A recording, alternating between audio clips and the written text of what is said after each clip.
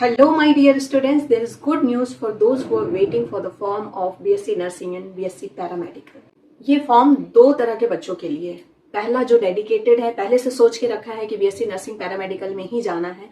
दूसरा जिनका नीट का एग्जाम बहुत अच्छा नहीं जाता है, 4 मई को एग्जाम है। अगर आपको ऐसा लगता है कि एग्जाम बहुत अच्छा नहीं गया, उतने स्कोर नहीं आ रहे हैं, तो आप ये फॉर्म भर सकते हो, क्योंकि आपको 4 दिन का और समय मिलेगा। आपको ये फॉर्म भर लेना है, अभी से कैलेंडर में सेट कर लेना कि ये भाई डेट है, उसके बाद मैं ये फॉर्म भरूंगा, सो दैट कि आपका ये चांस मिस ना हो, क्योंकि इसमें भी अच्छी सैलरी मिलती है। डिटेल में ऑलरेडी आप लोगों को इसके बारे में बता चुकी हूँ, क्या पढ़ना होता है, कितनी सैलरी जाती है।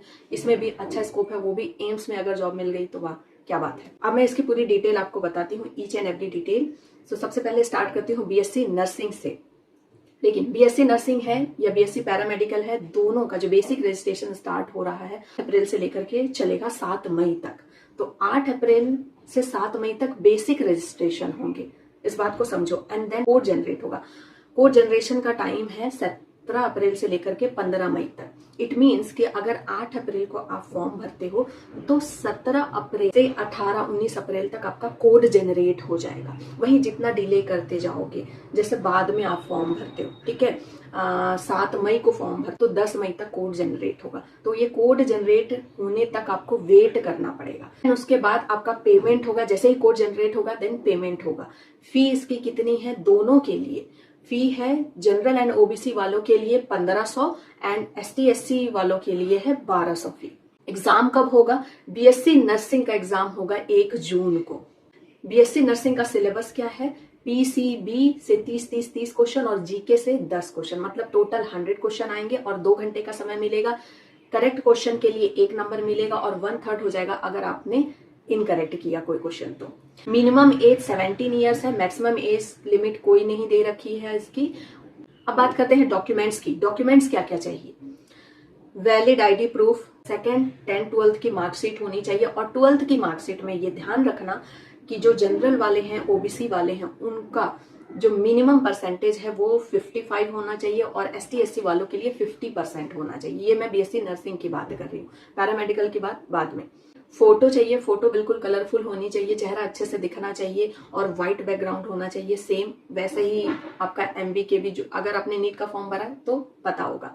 सिग्नेचर चाहिए होगा आपका, फिर कास्ट सर्टिफिकेट चाहिए। और ये चीज एकदम बिल्कुल एश्योर करना कि आधार कार्ड में जो भी आपका नाम दिया है, फादर का नाम, मदर का नाम सब दिया हुआ है, वो मैच करता हुआ होना चाहिए 10th 12th से। अगर मैच नहीं कर रहा है तो 10th 12th वाले डिटेल्स भरना और आधार कार्ड को अपडेट करा लेना। नाउ अब बात करते हैं पैरामेडिकल की। पैरामेडिकल का एग्जाम होगा 28 जून को। तो 1 जून को अगर आप बीएससी नर्सिंग का दे देते हो, वहां भी लगता है कि नहीं निकल रहा है, तो आप पैरामेडिकल का एग्जाम दे सकते। इसकी भी फी सेम है। जनरल ओबीसी वालों के लिए 1500, एसटी/एससी वालों के लिए 1200। इसका सिलेबस है पीसीबी ओनली, इसमें जीके नहीं है। 30-30-30 मतलब 90 question, 90 marks, same marking criteria, 1 for correct and 1/3 for incorrect. And इसकी भी जो डॉक्यूमेंट की रिक्वायरमेंट है सेम है। वैलिड आईडी प्रूफ चाहिए, सिग्नेचर चाहिए, फोटो चाहिए, 10th 12th की मार्कशीट चाहिए। एंड 12th में जनरल एंड ओबीसी वालों के लिए 50% होना चाहिए एंड एसटी/एससी वालों के लिए मिनिमम 45% होना चाहिए। तो परसेंटेज भी दोनों में काफी कम मांगा है आपको। मेन डिपेंड करता है अब आपका कि एंट्रेंस एग्जाम कैसा जाता है। और एंट्रेंस एग्जाम काफी ईजी होता है। जो आपका 11th 12th का है वही सब कुछ आता है। तो 11th 12th का आपने नीट की तैयारी कर ली, सीयूईटी भी दे दिया और ये भी आप भर चुके हो, तो आराम से ये एग्जाम एक्चुअली निकल जाता है जिसने 11th 12th अच्छे से पढ़ी है उनकी। कि सारी डिटेल्स मैंने कम समय में बिना आपका समय वेस्ट करते हुए सब कुछ डिटेल से बता दिया है।